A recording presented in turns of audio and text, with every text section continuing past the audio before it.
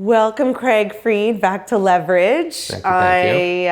I think it's been a minute since you've been on an episode, and it has been a tumultuous market, to say the least. I don't think we're over the worst of it, but we can get into that later as we're going to talk about something else today. But I'm excited to have Craig Freed back, one of our favorite mortgage specialists who likes to come on and tell us all about what he's seeing and the inside scoop.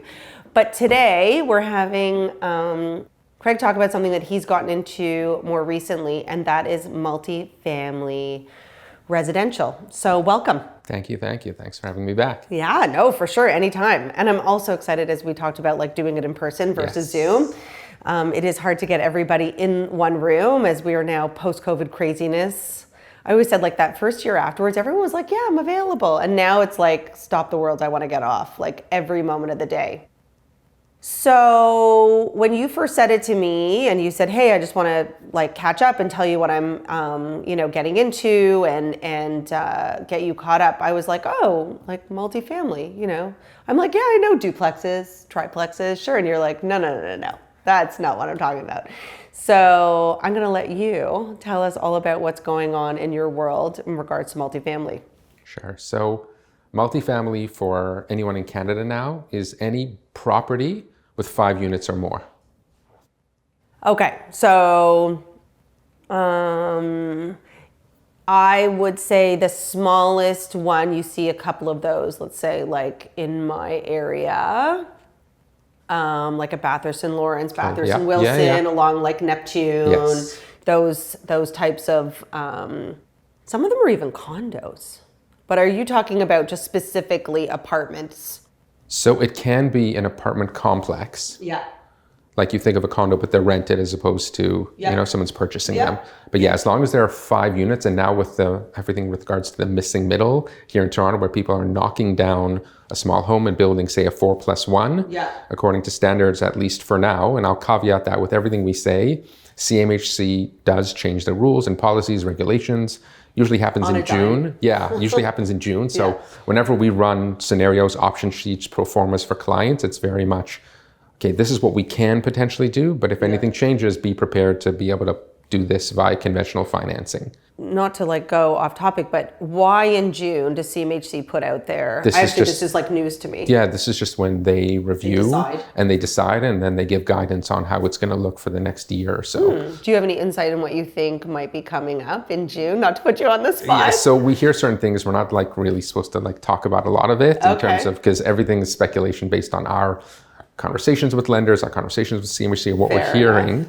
But there are going to be changes to this MLI Select program that we'll get into. That we anticipate that can make it a bit tougher in some regards. It might make it a bit easier in some regards as well. Okay. And do you think it, in any way, like the federal government election and the Liberals coming in will influence any of that? Yeah, I think Carney getting in will definitely, and we'll see because of his push towards the more housing, right? He wants government more involved, not less. So it'll be interesting to see what happens. But yes. I have no comment.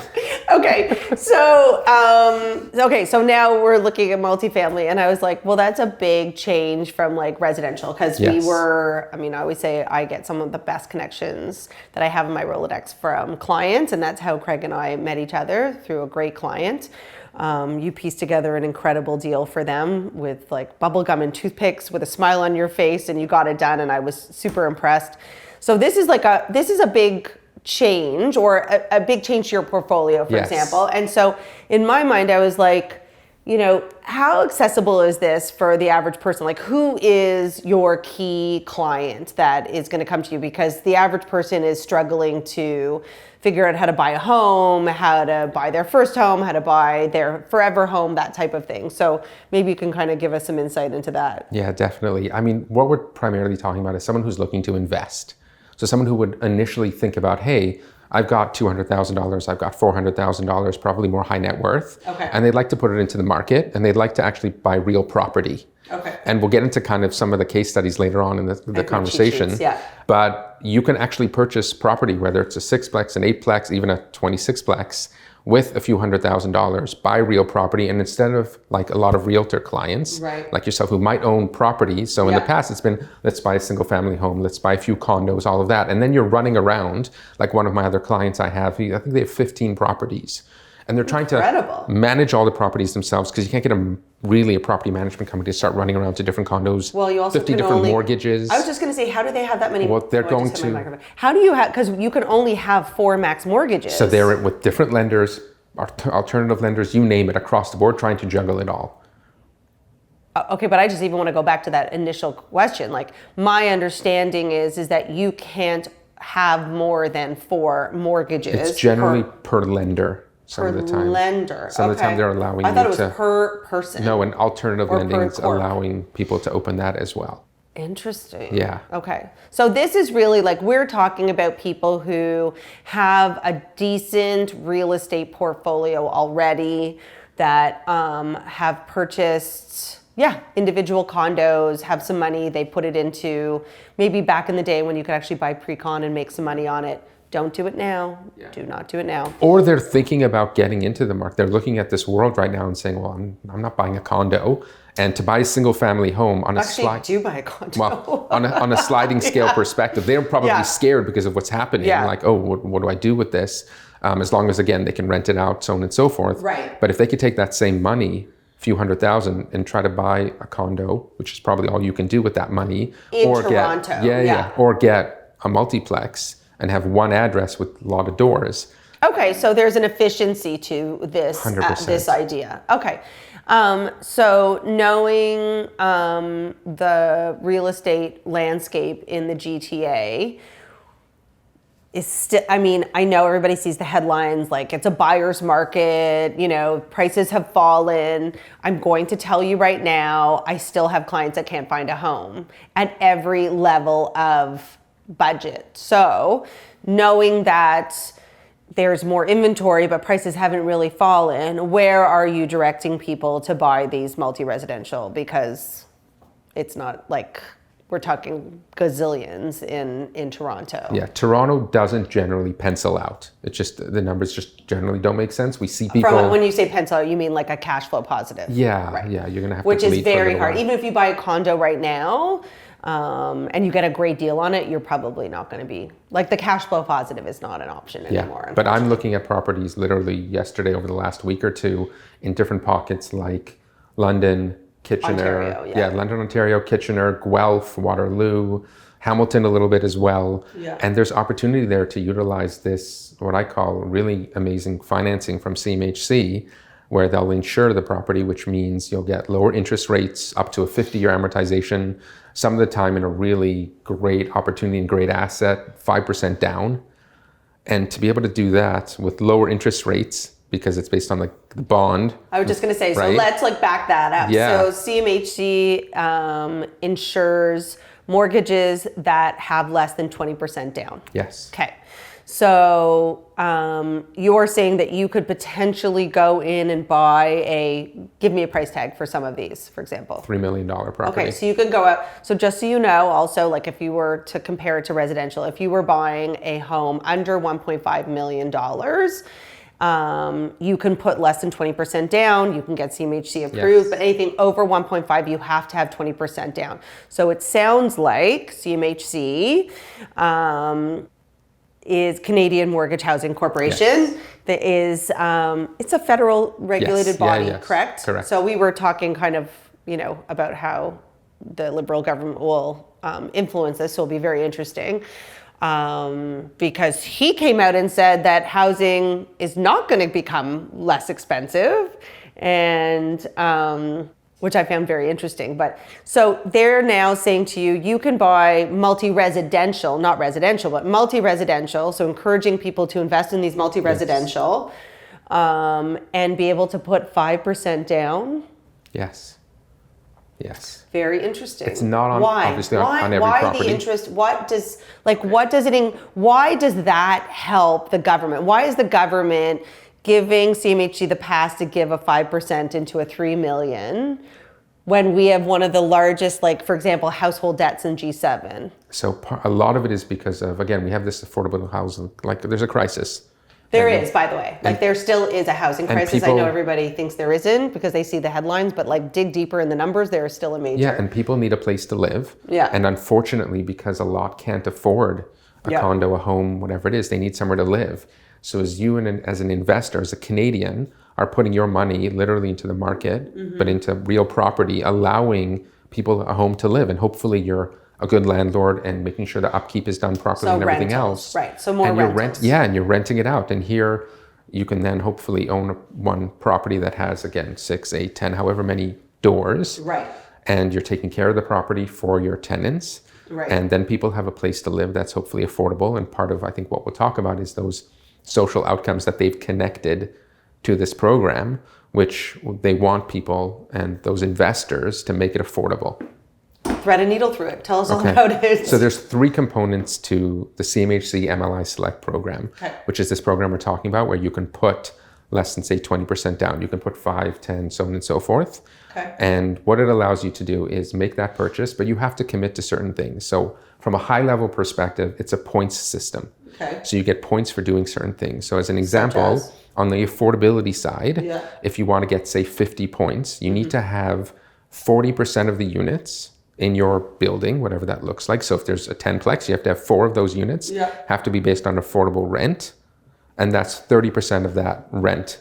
So as an example, I think in Kitchener, it's closer, don't quote me, we'd have to check. It's closer to, say, $1,300 a month, which is considered affordable. So if your rents are that or below, you can actually get those 50 points. And the points do what for you? The points allow you to get that up to that 95% loan to value, up to that 50-year amortization, and then ultimately your interest rate is lower based on that. So creative ways to make it pencil. Basically. And it does pencil really well in many, many instances. Even if you might be an investor, say, I don't want to put only 5% down. Great, no problem. This just gives you the ability to do it in certain circumstances. Doesn't work for every property, but that affordability piece is one component. Then there's energy efficiency, where up to standards, if you increase it up to 40%, you'll get also more points. And then accessibility. Which can be challenging in a lot of those older buildings. You see them over and over again, like to be able to create, like a lot of them don't even have air conditioning, duct work, like that type of thing. So the beauty of it is if you do upgrade windows and boilers and that sort of thing, which you might want to do from a landlord perspective because you're going to save money on the back end anyway, by doing it when you buy it. Or maybe be able to like charge higher rents for the other units, And then you're going to, I would do that. And think of it like you move into your home, and rather than waiting 5, 10, however many years to upgrade things, do it earlier, save that money. And now you're getting points towards this program that allow you to purchase the property. Yeah, I mean, I have a client who owns a myriad of real estate across Ontario, and because of the landlord rules, you can't renovate a property and then charge the existing tenant more rent because you did it. So unfortunately, because it just, again, doesn't pencil, the haters can come after us. He runs a great business. They're great landlords. They're a great management company. But they wait until the tenant moves out. So it could be like, how does that work? Let's say I buy one and I'm like, well, I'm going to renovate that unit. You know what I mean? Like, how does that? So again, you have to understand, like, you're housing people, like they're renting a home. And so you can't just say to them, hey, you need to leave now. Well, you'd have to put them up somewhere. That's exactly. So what you could do potentially is either you wait until they move out and then, refurbish, make it nicer. Other opportunities in buildings are if you've got enough space and there's, say, a vacant unit, have the people move in there, refurbish theirs, and subsequently, do that. The one interesting thing when I'm running the numbers, because of the Landlord Tenancy Act, and you can't, especially in Ontario, just hike rents. No. The affordability piece is working. Especially with the older buildings, right? But the affordability piece is working because of that. So you're looking at a property that I was just looking at the other day. I think it was 18 units in Kitchener. And they already have, I think, 7, 8 of them at affordable rents. And the other ones they've renovated. So it plays into this program perfectly because you get that affordability piece. Energy efficiency you can upgrade. You'll be able to put down 5 or 10% as a down payment. But it's affordable already because of you haven't been able to increase the rent. So it sometimes can work to your advantage. And it's still cash flow positive, which is very interesting.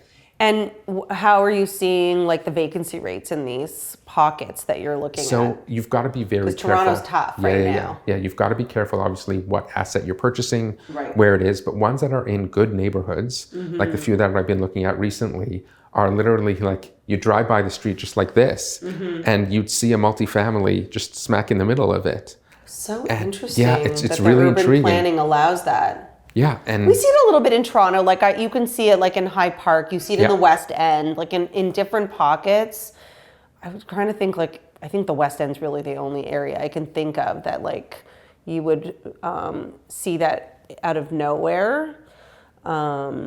Sometimes it's on a corner, right on the corner lot. Yeah. So that makes it easier. But in those instances where it's a good neighborhood, near a park, near a school, near normal areas like a Walmart, so on and so forth, right, it works really well.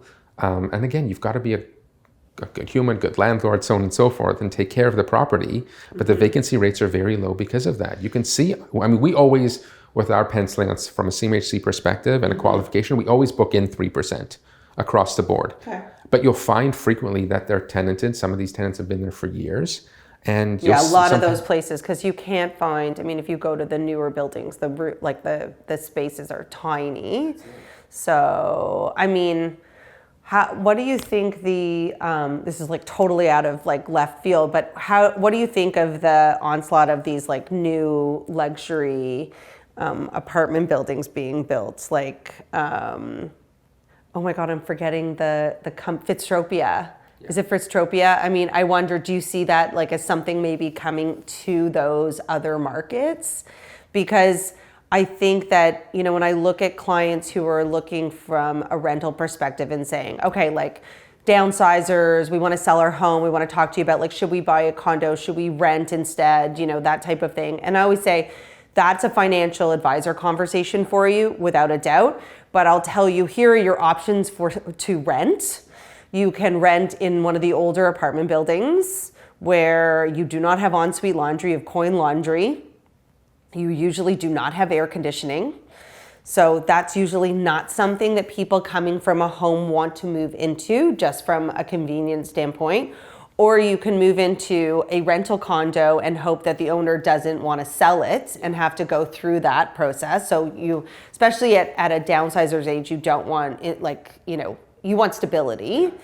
But then there's this luxury piece, right? So my question is like, who, I love the idea. I love that it's penciling on paper. I love this idea of like consolidate. And I guess it's just, you're basically taking all the challenges that you have maybe with like 15 condos and you're putting the same issue into, or the same risk into one. Like that's really the opportunity, is what CMHC is offering you on top of as well. Because you're not getting that with buying a condo as an investment property. Like they're not giving you those type of loan to ratios. So you get that opportunity. You can buy more with less, correct? Massively. You can buy more with less, potentially like double, right? And you have less like kind of spread all over the place. And if you think about it, like you've got a 10, 15, 20 unit building and one tenant leaves, two tenants leave, you're not stressing out. Whereas you've got a portfolio and then you start to lose a few people, it might change just because of the nature of your financing, how long is it vacant for, and all those components. And here, if it pencils, it's already cash flow positive. You might look at it from a positive perspective, saying, hey, it now gives me opportunity to maybe renovate that unit and then come back. Now, keep in mind, again, we didn't get into too many details, but based on the CMHC MLI Select program, like if you choose affordability, you do have to stick with it for about 10 years with those units that you've deemed affordable. So you're going in with an understanding. You can't just like give them for like the first and then, right. You have to keep You've got to keep that in mind. That makes sense. I mean, I guess the only thing is, do you pencil in like mechanical upgrades? Because again, I own 15 units in a condo building. Granted, there's something major that the reserve fund didn't cover, you'd have to do a special assessment. But the reality is like, I'm not redoing the hallways, but you would have to if the boiler went out, like that type of thing. Great question. Thanks. Anything we do on our option sheets, which I'm going to start sending them so you'll take a look at kind of what it looks like on the numbers, is we build in all of those components. So like I said, the vacancy component, maintenance and repairs, management. Management is a big piece, especially when... I was just going to ask about like where you because you're as an individual, you're not going to be the superintendent. You need to have a superintendent on. Yes. And you might also have to have a management company that deals with like approving. 100%. And great. I mean, again, you're astute. You understand the landscape. And because of that, CMHC sees that. So as a first-time investor, if I'm like, never done this before. I get approved. Well, no, it's not even that. It's they will require you to have a property management, and you build in, say, 5 to 6% of EGI, effective gross income, of your rent into that piece. That's actually brilliant because, I mean, again, going back to this whole idea of like the government giving you all of these opportunities to buy into it, and I'm like, what if some guy just decides he's going to sell some stock and put $300,000 into, and has no idea what he's doing? There are safeguards to say, you have to have like, I guess it's like having home insurance for your mortgage, right? You have to have a property management like contract. Yeah. It's like I have to have a snow removal contract at my cottage or I don't have home insurance. Yeah, right? So and we build all of these components in, and there's two facets. There's building in the requirements on a CMHC side, like the vacancy, like maintenance and repair, like management, all this stuff. Right. And then there's the ancillary stuff, like you literally just talked about, is the snow removal, the grass cutting, who's doing all of these things. And then we build that in terms of... But that would be the super, no? Or like... The super doesn't do that? Yeah, it depends on the size of the property, there might be no super, but you have a property management company, and then they help you find because sometimes they have a management company on site. Like they have someone just like 9 to 5, Monday to Friday. Yeah. So part of what I'm doing on my end is kind of building out those spheres of not only influence, but expertise in these areas. So having a few property management companies that clients can then talk to, and then having a few realtors who specialize in multifamily or understand it at least, because you really want that with this type of, you have to understand the facets to it and the logistics. It can't just be like, the number look good. Like, that looks like it's on value. So very exciting. Like I love how you kind of just piece that out. So let's talk about your case studies, because you've would you like your cheat sheets? Sure. Out of here. So the first one is really great. It was a purchase. Yeah. It was out in Leamington, Ontario. Oh, okay. So far out. Yeah. But what's again, Leamington? Wasn't there something weird that happened in Leamington? Sorry. No idea. I feel like I remember something weird, like a water tank. Oh no, that's Waterton. Anyway, it doesn't matter. I'll be fine. Go on. Yes. So client had, just over $200,000. And if he came to you and said, hey, what can I do with $200,000? What are you going to tell him? Maybe buy a condo? Maybe. And again, depends on what it is. Yeah. And think about like on a rental side of having 20 to 25% minimum. Yeah. To be able to put down, like, what are you buying? You could buy a condo for $200,000. Right. So you tell your client, here, I've got an opportunity of buying one condo. Yeah. And the flip side is, here we had a purchase of, it was a $4 million asset, $4 million, 26 units. 26 units, and it was comprised of, I think there was a few 1 bedrooms, a few 2 bedrooms, a few 3 bedrooms as well. By the way, that's the key to these older buildings also is, like I just got connected to these people who are moving here from Israel, and they know apartment living. So they were like, oh, we would love to just rent like a 3-bedroom. And I'm like, doesn't exist. Like does not exist in the newer buildings anywhere. So this is like, that's what at the end of the day, sorry, just to totally circle back, because it's a great comment. That's where this housing crisis like piece is, when people talk about like, there's so many condos on the market is crashing. Condo market is in trouble because all the builders can afford to build, which is every level of government's fault, is these tiny shoebox of 450 to 600 square feet, no locker, no parking units that no one wants because no one can live in them because you can't raise a family in them. And they don't build 3-bedroom anything anymore. Yeah. Sorry, that's my rant. No, so go on. It's so relevant. But it's so relevant because now you're offering 3-bedroom units that, by the way, are quite large. Like I've been in them. You can get up to like a 1,500 square, 1,200 square feet. You can't find that anywhere. Nowhere. Anyway, go on. So this is allowing a potential tenant to come in and get a decent sized space, or maybe they'll stay there for a few years. They might stay there forever. They may not be able to afford anything else, and they stay. And now you got to listen, you're going to raise the rent, you know, a 2%. small 2%. It is what it is, but yeah. And again, like if you have those tenants and you're good to them as well, you can have them there, like you said, for years and years and years. And they're able to purchase this property with just over $200,000. Now they got a $4 million asset that'll appreciate. Right. And part of what we talk about in the second one, and it's cash flow positive, right, is years down the road, and it could be 2, it could be 3. Now, again, the way I look at this is generational wealth. When I'm looking to purchase something, this is for the kids or grandkids or whomever. This is not turning over in 2 years or 5 years, but we are seeing clients now that have had, say, their first asset or second or whatever it is for a few years now. The asset has appreciated. The mortgage has gone down, obviously. Yeah, it can be generational wealth, but I have a client whose father's in his 90s and he owns a multi-unit in Kitchener, and it makes money for him and his brother, like in their older years, right? So it's an Even additional, more so, yeah. right, exactly. But then you can like refinance potentially a few years later, pull out the initial $200,000 that you put in, and you've literally not got a free property, but essentially, your entire down payment is now given back to you. Now you can go decide to do whatever with it, buy a car, do whatever, or reinvest in more multifamily. Yeah. But that's the beauty of this as well with those components. Yeah. Well, and I think that this is, again, like just a caveat, or to wrap up the idea is that all of these investment ideas are always, it's like buying stocks, right? You're buying something to hold on to it as like, how do I build my wealth? If you are, you know, privileged enough to have that extra money, and you are of the upper echelon that can put that kind of money into an investment, this is a great idea of like, I just don't want to deal with like, you know, 15 tenants spread across, you know, Ontario or whatever it is, right? Yeah. And this I'll just run through one more case study quickly, is refinance. We had a file for a client who purchased in 2021. Okay. They purchased for $950,000. They invested $800,000. Okay. And they refied for $2.9 million. And they put it into a 50-year amortization. Wow. Like they pulled out everything, refinanced. And then again, I think this client ended up kind of combining their focus. One was to buy another multifamily asset, and the other was to just invest in the market. And then some of it was what he called, so that was more of an play opportunity money to grow some of it. But imagine putting that into it and then pulling way more out, right? And again, on another episode, we can talk about the construction and how people are getting their loan to cost back when they're constructing something, which is also pretty incredible. Yeah, so there's just a lot of opportunity.